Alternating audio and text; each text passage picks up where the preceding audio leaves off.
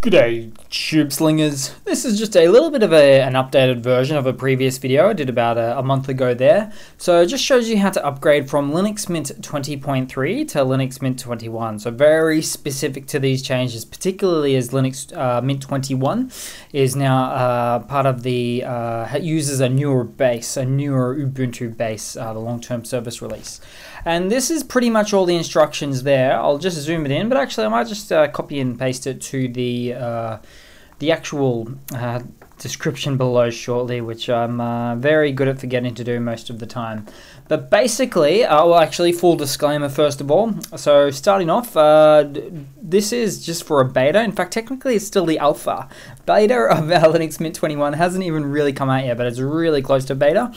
And don't use this as your daily driver. If you do, do it only at risk. Back up all your stuff first. Just do it for a bit of fun, though, if you want. But first command, as you can see there, is sudo apt update, then sudo apt upgrade.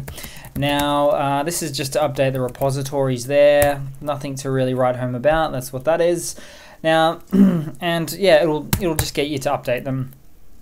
That's fine. Next one is so the sed command in the sources list. So we want to change from the Una, which is 20.3 Linux, to Vanessa, which is 21.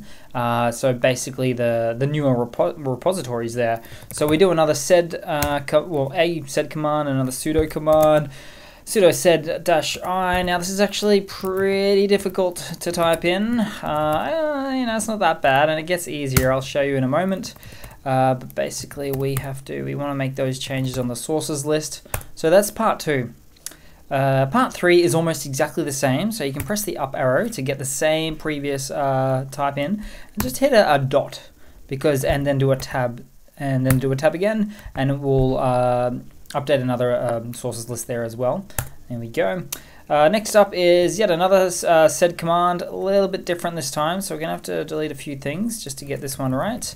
Now this is changing the base that I referred to a little bit earlier. So the focal 20.04 base for Linux, for Ubuntu, which is the old Linux Mint was running on, but the new one is running on Jammy. So we want to basically sed means that we're going to change out this text for the other, in this context at least anyway, for the command.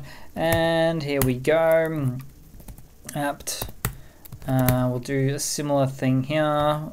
So it's another smallish command, and then we do the dot, the tab again for a biggish command. So there's 2 major repositories that we use. We use the latest Linux Mint ones and the latest Ubuntu ones. It's like I said, it's a little bit specific here. Next up, we can just keep hitting the up button, up arrow, because we can just update the repositories then again, which is great. That should sometimes work there. If it doesn't, then and that don't worry about this sub process. This is very particular to my release. And then sometimes we also might want to do a little bit of this as well. Apt get dist upgrade. Sometimes it works, sometimes it doesn't. It doesn't hurt to do all these things. It wouldn't call it a mix and match, but you do what you can. Hit enter, yes, and away you go. Updating, good. Clear the screen. Last but not least, now this is a sort of a maybe. Let's go maybe. Now, sometimes it kind of half works, it doesn't work, you got to restart once or twice, kind of a little bit like Windows in this situation here. So you might need to do this guy here as well. So go sudo dpkg debian package, and we want to do the configure. This is actually quite a common command if you've used Linux over the years.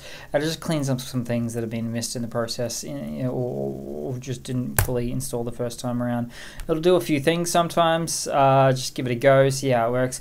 But in the end, after all that's done, you will see a few different changes here for sure. For instance, you'll see the latest kernel, latest Linux Mint 21 kernel running on the 5.15 so far, which is nice to see. We'll just get a few extra details for here we go. So Linux Mint 21 obviously there as well. Probably something I should have shown at the start of the video, but I am actually on Linux Mint 21 there, and there we go. Now again, this is beta, or technically alpha. They don't really release an alpha. I mean, it's hard to get access to. This is kind of a very unofficial way to go about it, but I just wanted to clear up the video, make it a little bit simpler, maybe go with a bit of a monotone voice here as well. So thanks for watching, guys. Please leave a comment, subscribe, hit that like button, and I do hope to see all of you guys here in the next one. Not monotone at all.